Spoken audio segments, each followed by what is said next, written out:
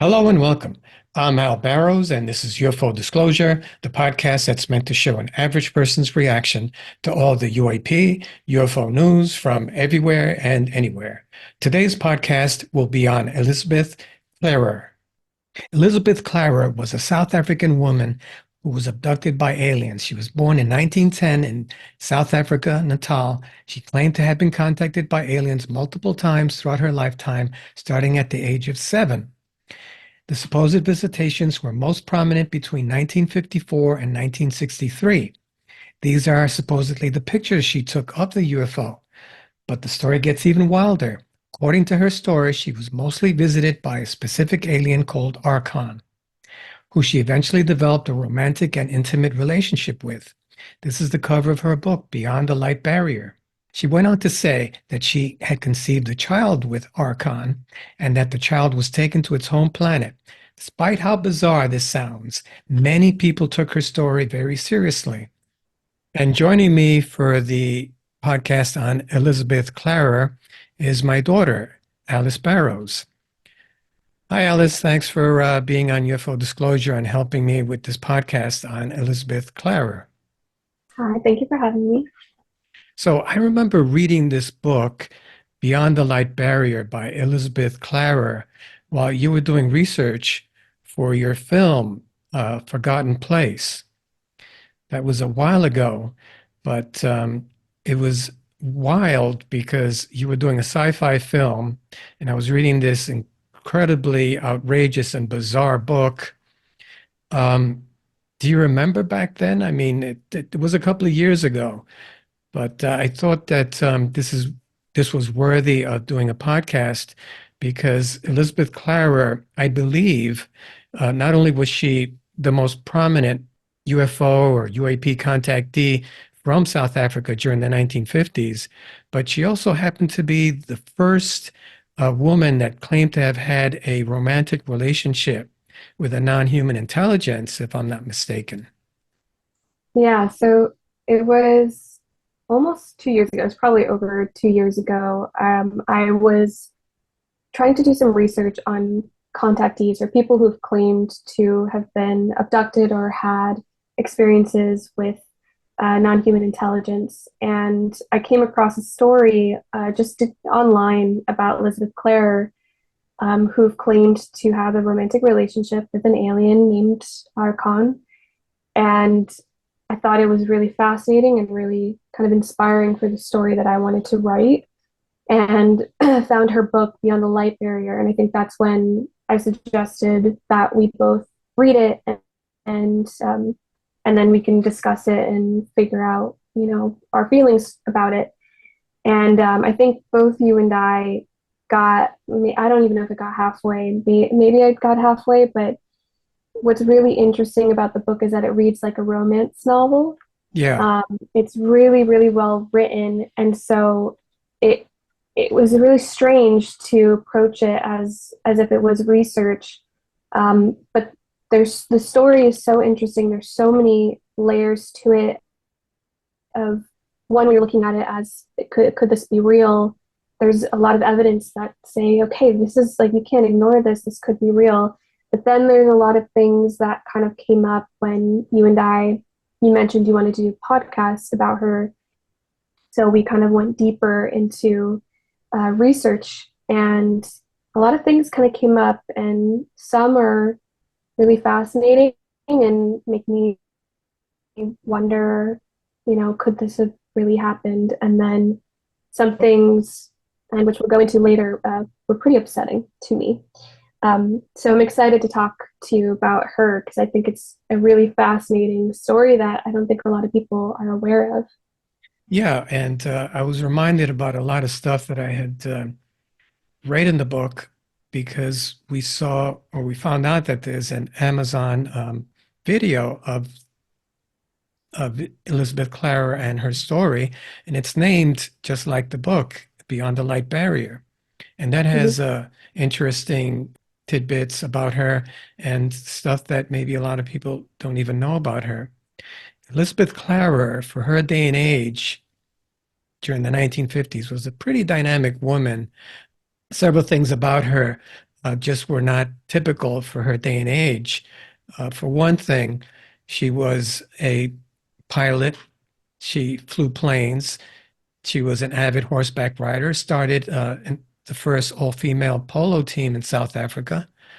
She was a graduate of Cambridge, and she also did a stint with the Royal Air Force intelligence.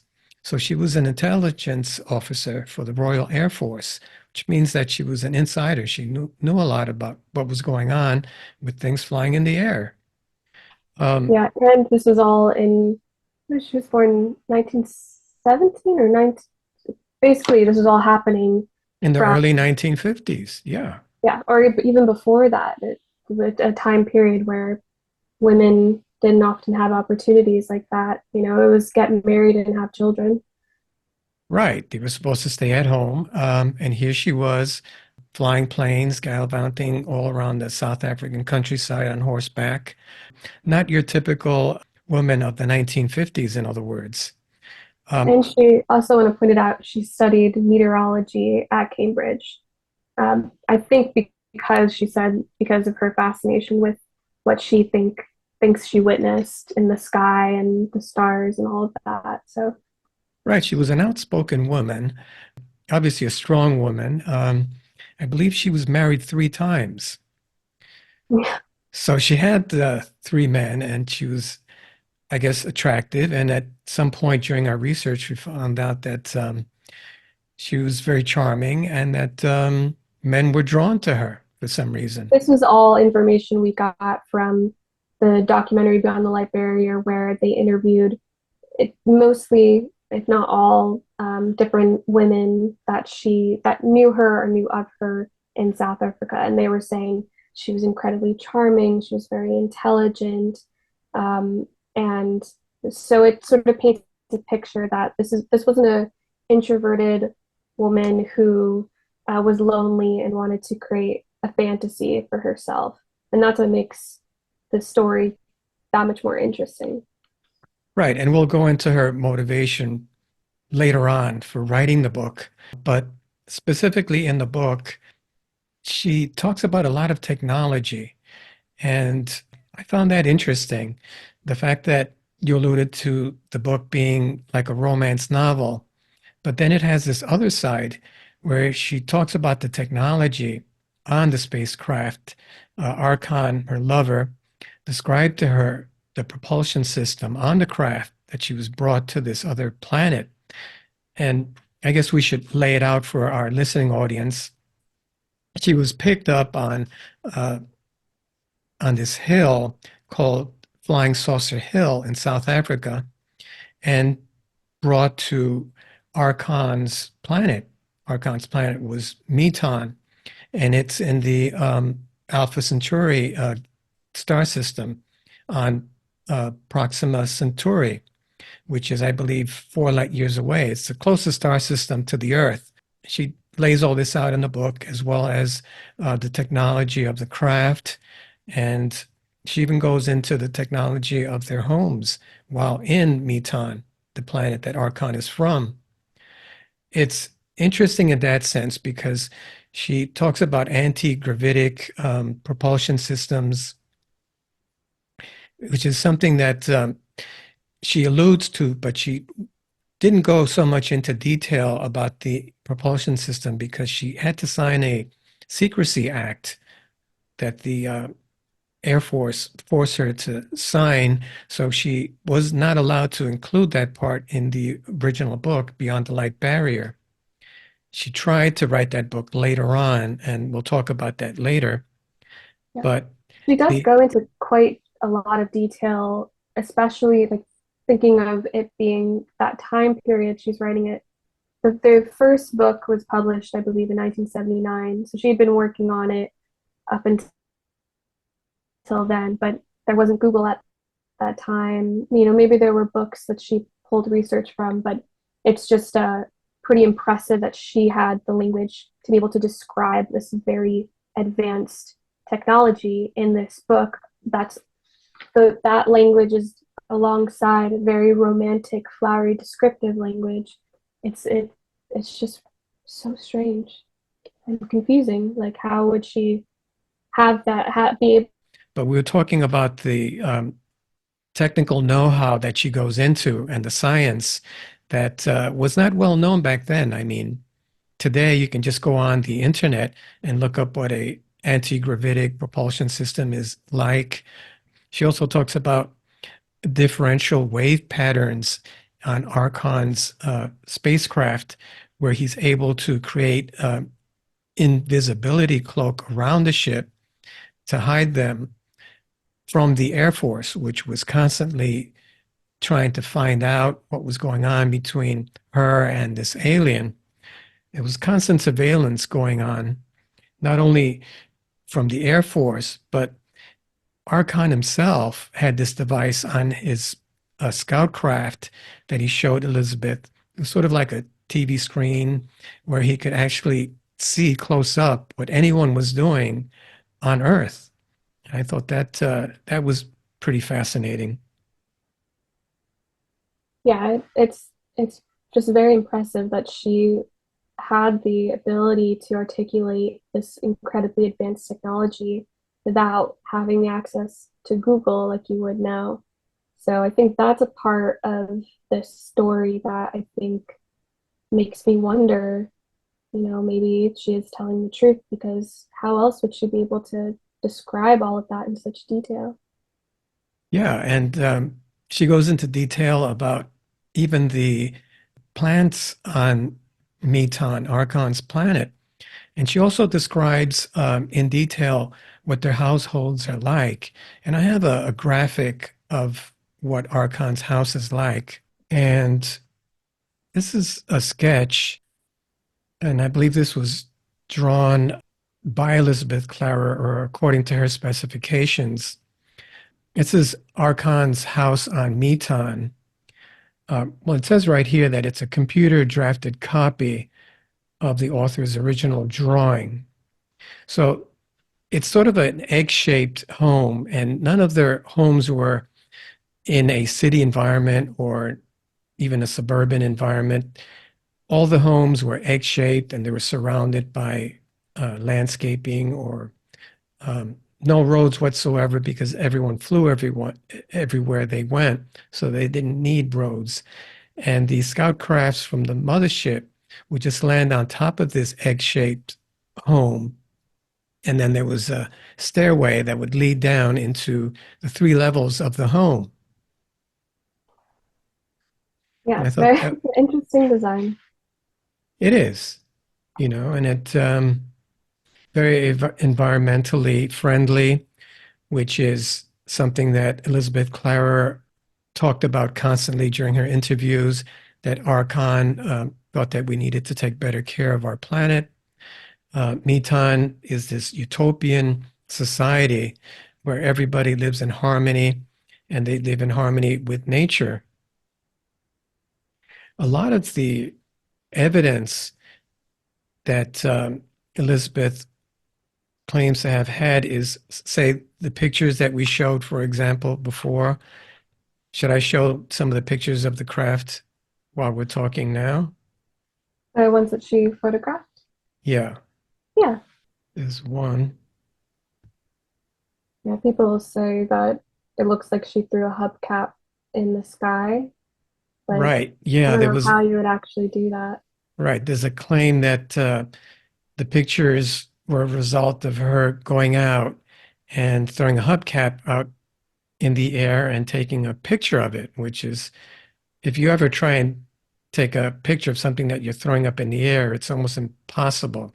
And to get it this clear would be impossible, even in today's standards. This is a picture of her with a bust that was made of Archon. She says was a perfect resemblance. This is Archon himself. Wait, should we go back to the bust and talk about the man who made it? Right. Yeah, the Yeah. sculptor that made this wasn't given a lot of information as to who Archon was. And if I remember correctly from the video, he sort of channeled what he would look like, and they came up with this, and it turned out to be a perfect likeness, according to Elizabeth. And he made it in 3 hours. I think he said he like asked like mentally asked Archon to sort of send him, a vision of what he looks like. And then he made it in 3 hours when it usually takes 3 weeks. Right. And and then yeah, Elizabeth said that it was like a perfect likeness. And then he said that about 3 weeks later, his son saw floating lights above the mountains, and they all ran out and they saw what looked like UFOs in the sky. And Elizabeth said that that was Icon essentially saying thank you. Very interesting, and the man also just didn't seem very like woo woo. He seemed just like a not even a very artistic kind of guy. He seemed very Right. He saw normal. the sculptor saw, I think he said seven craft. And when he spoke to Elizabeth Klarer about it, she said that that was Archon thanking him. That the visitation was a thank you for having sculpted the bust. Mhm. Yeah, so that's Archon there on the right. It And looks strangely similar to Elizabeth. and that's the home. And this is the picture that she took. You can barely see the craft there. Okay, so I thought that we could talk about some of the evidence because everyone always says, well, where's the evidence when somebody has such outrageous claims? Mhm. And we saw the pictures that she took of the UFO, which looked pretty darn good. And this is during the 1950s with a Browning old-fashioned camera, way before CGI. I think I also have a picture of a ring that Archon gave her. Yeah, here it is. Okay. It's And very it's not a pretty. great picture. All this is her hand. Remember, she was in her 80s at the time. But this is a side view of the ring. And that stone right there in the middle is some sort of a stone that you can't find any place on Earth. Yeah, I mean that is apparently I think they took a look at the stones and they said it wasn't of this planet, but I don't remember where that was confirmed. And I feel like if I were really diving deep into this research, I would want to get some paperwork claiming that they really weren't from anything from this planet. Right. The Zulus also at the time, which were the native people that lived in Natal, South Africa, while she was having her experiences, claimed to have sightings all the time of UFOs in the sky. And they called them the Firebirds, I believe. I think that was on the, Lightning, lightning. There were and lightning birds there, but those are actual birds. I know that her sister saw the craft because they saw the first craft when they were younger. And her first husband also saw the craft because she was flying in a small plane with her husband, and Archon's craft or scout craft, it was huge compared to the small plane that they were in, but it came right up and coasted alongside them for a while there. And then, Also, sorry to cut you off. What were you going to say? yeah, also the neighbors claimed to have seen UFOs while she was having her visitations, or at least from a distance up in the sky, they would see weird lights. And at one point, I think there was a circular burn mark on Space Saucer Hill where the craft landed during that encounter where she supposedly conceived the child, Ailing, which was a child that she conceived with Archon. Now, I want to go back to so she has a claim that her and her husband were flying their ship and they saw Archon's ship flying at them and then was kind of interacting with the ship. And when they landed, they notified the government or the intelligence. And Elizabeth said that she was silent because she didn't think that they would believe them or her.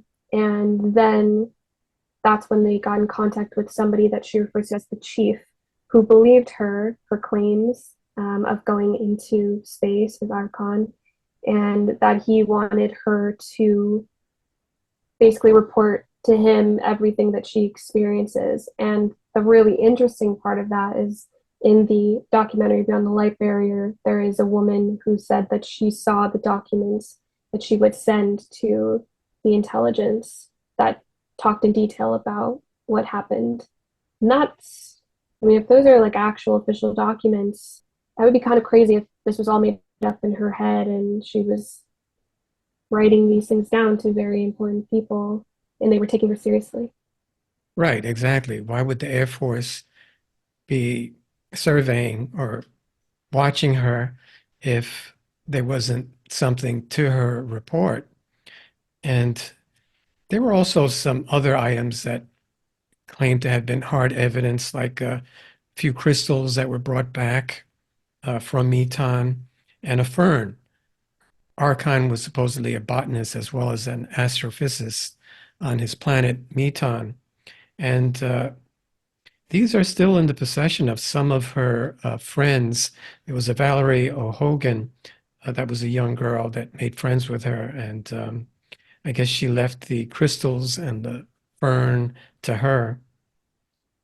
There's also a darker side to the whole Elizabeth Klarer story, which sometimes is glossed right over because it's such a romantic story and it's easy to buy into the romantic aspect of it. But we were sort of clued into it when we saw the part in the video where her son, David, said that he didn't really, have any recollection of any of those experiences, specifically one where Elizabeth Klarer claimed that she was on horseback with David, her son, when Archon landed his scout craft. And he was 9 years old. And anyone knows that if you're 9 years old, you would remember a UAP landing right in front of you. He has no memory of that whatsoever. Okay, so in addition to David not having any memory of encounters with Archon, he doesn't remember the critical 4 months that Elizabeth Klarer said that she was away on Meton during the time that she conceived. And of course, a 9-year-old would remember if their mom was away for 4 months. But even more damning than that is a manuscript that he found after Elizabeth Klarer had passed away and he was cleaning out his basement or his attic. Do you want to talk about that manuscript? Because it even had a totally different title. Yeah. Well, this all this came from the documentary that we mentioned earlier. That's also named Beyond the Light Barrier, and the director I just want to mention, her name is Uga Carlini. She's also South African and Italian. But what I loved about the documentary is that they interviewed her son David, and all the questions that I had, um, you know, surrounding this story, he brought up, and it wasn't didn't seem like it stemmed from any kind of resentment. It seemed like anyone who would be curious to really analyze this very outrageous claim. But when you brought up this manuscript, apparently he found a manuscript of the book several years before she published it in the 70s. And it was apparently very different, or there are parts of it, significant parts that were different, such as her having a child. In the original book, she didn't have a child with uh, Archon, and other significant details. And that is a little strange because, you if someone's telling the truth, their story is not going to change. Now, one argument could be maybe she thought that that would be too outrageous to share, and that people would be even more critical if she had another child. So there could be that. Um, but even David, her son, was saying, why, if she did have a son, why would she feel comfortable or okay not being involved in his life? And him knowing her being such a loving person, he said, I just don't see how that would be possible for my mother. So I really loved that they showed his perspective um, and that he questioned the same things that I am. Yeah, and he was pretty honest. I mean, he even said at one point that he saw a UFO himself. So it isn't as though he was a total non-believer. He was honest about that. Why wouldn't he be honest about his mother's story? It's Mhm. also, I wanted to talk about the lack of true female empowerment in a woman that was so progressive for her day and age. She was pretty non-assertive in the story. Archon did pretty much what he wanted to, and she acquiesced to everything. As woman yourself, does the romantic part pretty much overwhelm the female Well, reader and you pay no attention to that, or did that bother you? it made me feel strange. Now I do have a um, I have a paragraph from the book that will kind of paint a picture of how romantic or how focused she was on the romance side of the story. So she goes, Archon buried his face in my hair, whispering, my beloved, my very own, my life, my precious woman. The seas of space will never part us, as our thoughts are forever united in the far distance of the sky. We are given this privilege of life, this electric essence to fuse and become one in the everlasting cycle of light. Yada, yada, yada. I mean, it's the most descriptive, like beautiful language, but I felt like I was reading a romance novel. And the thing that I feel strange about is if this was real, if she had a romance with this man, why share it with the world in such detail? And also, one thing I just thought of, that's a quote that I was reading from Archon. Like she quotes him. How would you remember that so perfectly? You wouldn't remember every word. And so to go about writing this book, her telling her truth, but doing it in this way, it's just strange. And I don't know if we've gone into what her intention was in doing this, but it makes me wonder, like, what was her motivation? What was what was she trying to do? It's strange. Well, But she yes, she certainly didn't do much for the women's movement back then by portraying herself this way. And we spoke about how she has a child with this NHI Archon, and then he just leaves. She's left without a child.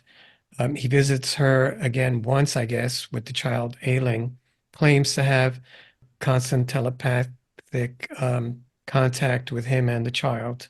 But was it, to use a common term, NHI hit it and quit it? Doesn't seem very respectful to her. Yet she was okay with it because, of course, she had been married 3 times and she was currently married when this was all going about. And I remember her third husband, I think, was quoted as saying that he was very tolerant. He was okay with it as long as Archon stayed where he belongs on his planet. yeah, yeah, So I guess they had an arrangement and she was able to tell her story without bothering her husband. But both Clara was married and so was Archon because later on, Elizabeth said that when she was asked where he is, she said that he's traveling the galaxies with his current wife and with Elizabeth and Archon's son ailing. yeah. I mean, I guess she was technically in an open relationship, which is somewhat progressive, but it's all very strange. It's odd to me that such an independent and strong woman for her day and age would be okay with portraying herself this way. Sort of a juxtaposition, just like the romantic storyline is with the descriptions of the technology involved in the propulsion system. I want to go on and address something that was bothering me the whole time that I was reading the book, because it's pretty clear from the onset that Elizabeth Klarer was a wealthy woman. She came from a well-to-do background, but I couldn't get away from the fact that she was growing up and having these encounters in South Africa during a very tumultuous time in South African history. This was during the beginning and very tumultuous time of apartheid. And just want to show a graphic of what was going on during those times. Yeah, and I have anyone who isn't aware of what the apartheid was. It was a system of institutionalized racial segregation that existed in South Africa and Southwest Africa from 1948 to the early 1990s. Um, Right. I'm sure that there's possibly some people out there that are not aware of what apartheid was, but it was a government mandate that was meant to aggressively keep Black people away from white people. yeah, so this is really important when thinking about her story in the time period in which she lived and was having these experiences. In the book, she talks about kind of often references people saying that because of her golden hair that she is special and she is the chosen one, and um, the characters she meets are constantly saying how incredible she is and special, and of course she's the chosen one. And the non-human intelligence Archon is a Nordic. Is he Nordic alien? He Well, he looks certainly like a fits white the man. description of a typical Nordic. Yeah. Yeah, with like white hair. Um, but it definitely, I think you were going to bring this up, Dad, but it made me feel a little strange, the way that she described herself. And she lived in South Africa. I also wanted to comment on the section towards the end of the Amazon documentary where a South African actor, John Connie, reads a certain portion of the book that had been taken out, and it was included in the 1979 hard copy of Beyond the Light Barrier. And I just want to read a portion of it because it sounds just like white supremacist propaganda. And this is And Elizabeth. I'm sorry. sorry, I keep trying to cut you off. I just want to preface before you read it. I looked up because on the Wikipedia, so the man who is narrating in the documentary Beyond the Light Barrier, his name is John Connie, and he's a South African actor, director, and playwright. He was actually a character in the most recent Captain America: Civil War and Black Panther. But in his Wikipedia, it said his left eye was lost in an incident with the South African police in 1975, and he now wears a prosthetic. But I looked into what that was, and on his IMDb, it says that Connie lost his left eye during a beating by South African police after returning home from a Broadway production of Sizwe Bonzi is Dead, which was critical of apartheid. He survived after being left for dead and subsequently won a 1975 Tony Award for his performance. So this is a man who has been narrating this documentary about Elizabeth Klarer, and in the end, he reads a passage that has been removed from the copies after 2008. But from 1979 to 2008, it included some of these passages that are really upsetting. Okay, so I'm just going to read a portion of it because, as I said before, it reads just like white supremacist propaganda. And I quote, "Vast hordes of Black people swarming over the surface of the earth have now reached a cycle in the evolution where they clamor for self-rule and domination, where the law of might is right still prevails. These races, will continue to breed and swarm as is the natural way, virile and strong, pushing back other races to the very frontiers of their own homelands. Such widely different ways of living, of hygiene, and above all, of thinking among different civilizations on Earth cannot be mixed at this stage of evolution without moral degeneration and bloodshed. It goes on to say, neither the fish of the sea nor the beasts of the land mix and mate with different species, but mankind of planet Earth mixes and fornicates with all human species, thereby laying the foundation of progressive degeneration through the species of Earth as more and more advanced races are absorbed in the common stream. You can see why that was taken out, make a lot of people not want to buy her book and endorse her story. But that paragraph alone is very damning and pretty much confirms the fact that she was a white supremacist. She had that mindset. And I had talked to you before about why I couldn't get around the fact that she was having these experiences, writing this romantic story while all this turmoil was happening around her. How could somebody be so oblivious, yet so warm and charming? And she claims that her mission was to spread the message that Archon and his people wanted Earthlings to be more kind to each other, more kind to the Earth. So why wouldn't she address the very cruel apartheid policy that was going on around her? I mean, she saw it. She was living it. She was a part of Yeah. it.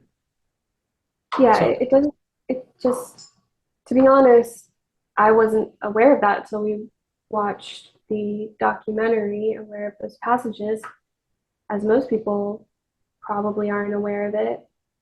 And I can't look at her the same way. I mean, it, even talking about all of these aspects of her story, when you speak about a group of people in that way, I don't know, it just feels almost evil to me. And it just makes me not even care about her story, even if it is true.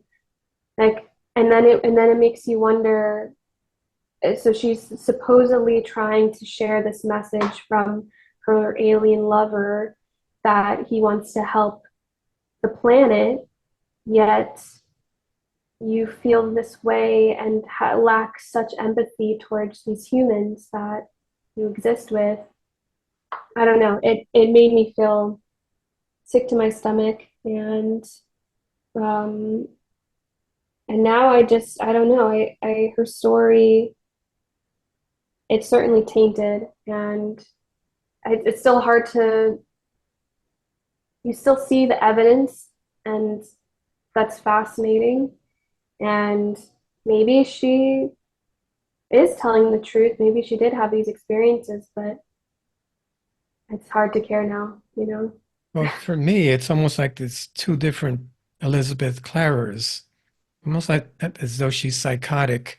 There's this kind person, well educated, and then there's this other side of her that could care less about the people in which, in the country that she's living in, and that her family built their wealth on. And she actually sees them as a lower race than herself. It's pretty obvious from the statement that I just read. Yeah. So why wasn't, to me, there might have been something psychologically wrong with her. And I'm not saying that she didn't have this encounter, but how can you justify the message that she supposedly wanted to bring to Earth from Archon when she was living in such social turmoil and doing nothing about it? In fact, she was probably contributing to it. Mhm. So my assessment is, for one, why didn't she submit to a lie detector test? Okay. This was around the time of Betty and Barney Hill. They submitted to all sorts of tests, lie detection tests. They were psychoanalyzed. Why wasn't Miss Klarer, why didn't she do a lie detection test to confirm her story? Why wasn't she psychoanalyzed? Was it because she lived a privileged life? Yeah, it seemed like not many people pushed her and questioned her, which is a funny thing. I mean, because I often lean more towards wanting to be really open-minded to people's claims of having experiences that seem very strange. Um, and so, but I think you should never take anything at face value. And if somebody is going to put out into the world on a platter this like incredibly detailed, outlandish story, I think it should be questioned and it should be looked at closely. And her story is not that well known, but it does. I wish that there were more people that kind of asked her a little more details, asked the questions that her son was bringing up in the documentary. And like he was even saying, he wishes that he had some evidence that it was real because he's even left wondering, you know, like why wouldn't she have confirmed things to me? Because he wants to know either way, you know? Yeah, So, it's a little hypocritical, and she was shielded from a lot of it, I'm sure, because of her status. But if her own son questioned her account, you have to really take a second look at that. And mind you, I'm very open to NHI encounters, but you also have to be realistic. There are a lot of hoaxes out there, and we all want to find out the truth, about yeah, NHIs. And if somebody fabricates a story, I think that they should be outed because it just muddies the water.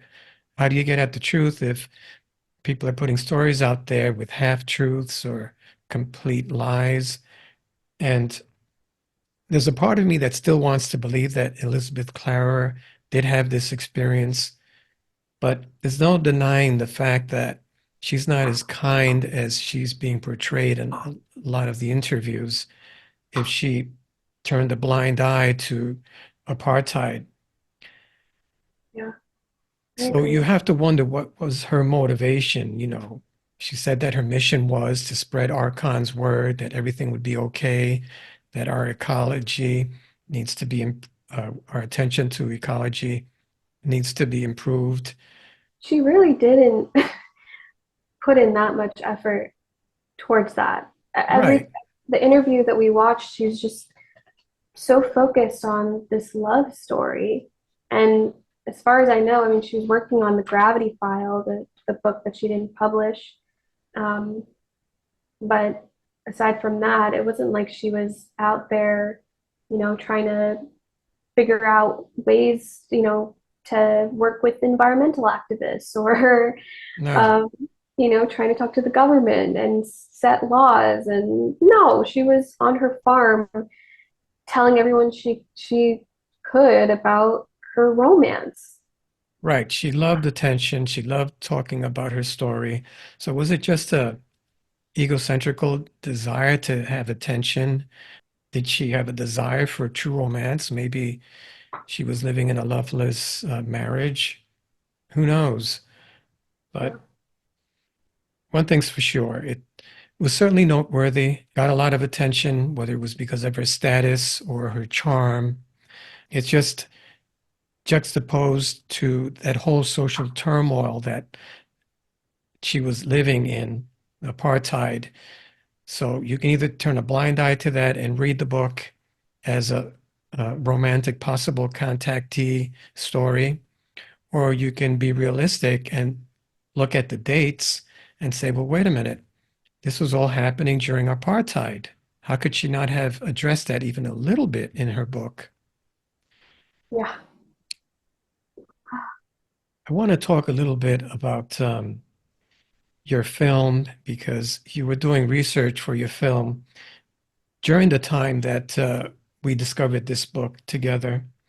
And I don't know whether you want to talk about it or maybe I should I show, I have a poster with information and I also have a trailer, but maybe you should set the mood for this and let the audience know a little bit about what's going on with your film. And you won an award, didn't you? You won an award for your work in the film, I believe. I haven't, I'm up for an award, but my film is going to be screening at the Atlanta Film Festival, which is happening April 25th to May 5th. And it's screening on April 27th, which is a Saturday at 12:30 p.m. in person. But it's also going to be available to screen virtually May 6th to the 12th. So I made a short film and it is going to be screening at the Atlanta Film Festival in the end of April, April 27th in person, but it's also going to be screening virtually. So I was reading Beyond the Light Barrier because I wanted to write a film about a woman who is obsessed with UFOs and non-human intelligence and even believes that she herself had an experience with one as a teenager. So after doing a lot of reading and research and looking into other contactees' experiences, I wrote this film and directed it. And I'm really excited to share it with the world. And I think after listening to several podcasts that you did after making it, um, there's been some discussions of people who have had their own experiences with NHIs, and it felt like a really cool sense of validation that this story does and hopefully will ring true for people who may be able to relate to it. But at the core of it, it's a story about someone who feels like they experience something that they can't understand and desperately want to understand what happened and has this strong belief that she did have an experience with a alien and she's going back to her conservative hometown to figure out the truth, and she does. We shot it on a ranch in Northern California, in this beautiful area on 60 millimeter film. So Yeah, the it's cinematography is incredible. Do you want to show the trailer? yeah. If you have the trailer up, go ahead and play that. Give you an idea of what it's like. Okay, this is the trailer for A Forgotten Place by Alice Lee Barros.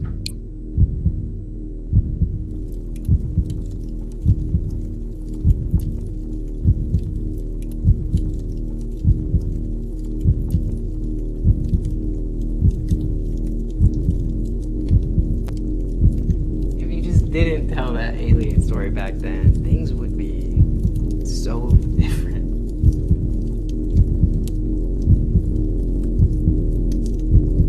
If you tell anyone, they won't believe you.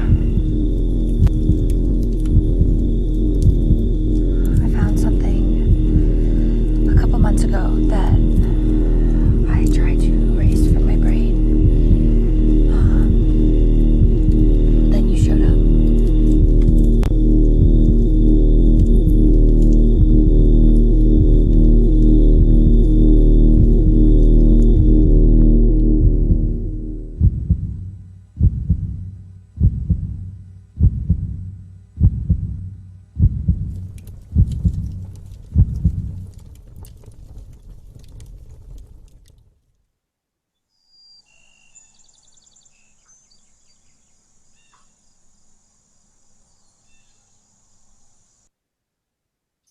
So it's a short film. It's about 14 minutes long, and you can check it out by going to, I believe it's atlantafilmfestival.com and search A Forgotten Place, and you can get tickets there.